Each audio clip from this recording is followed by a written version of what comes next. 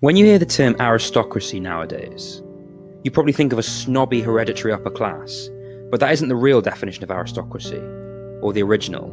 In this video, I'm going to explain the original definition of aristocracy to you with reference to Plato's Republic, but also with more modern examples, so we can see how it works in our modern society. This video is part of a series I'm doing, in which I go through Plato's 5 forms of government, or 5 regimes, so I highly recommend that you stay tuned for the next episodes by subscribing to my channel. Let's get to it. The word for word, or etymological definition of aristocracy, is rule by the best. In Plato's conception of aristocracy, the nation is ruled by philosopher kings, who are wise and educated in ethics, which is the study of right and wrong. Plato's conception of governmental systems in the Republic is that they are either rule by the few, rule by many, or rule by one.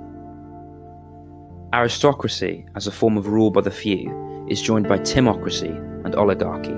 I'm covering them in other videos, but it's safe to say that Plato sees aristocracy as the perfect balance between the two.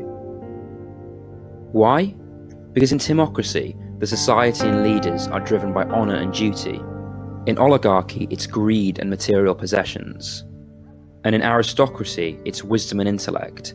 The aristocrats are able to keep their own desires in check and prioritise the good of the people, and only the best people can become aristocrats in the first place.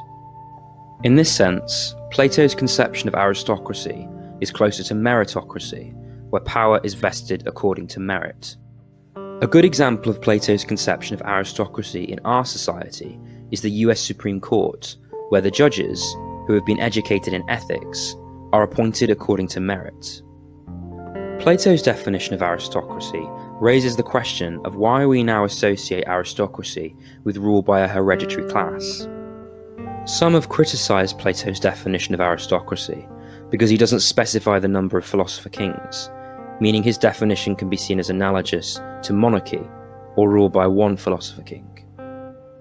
This increases the chances of nepotism, which is where a ruler gives power to their family members to keep himself in power, and that is probably where the hereditary form of aristocracy comes from, a distorted version of Plato's own definition. To conclude, aristocracy is a form of government in which the few rule, but they are the best. In this sense, it's closer to meritocracy than the modern version of aristocracy that hands power to a small hereditary class.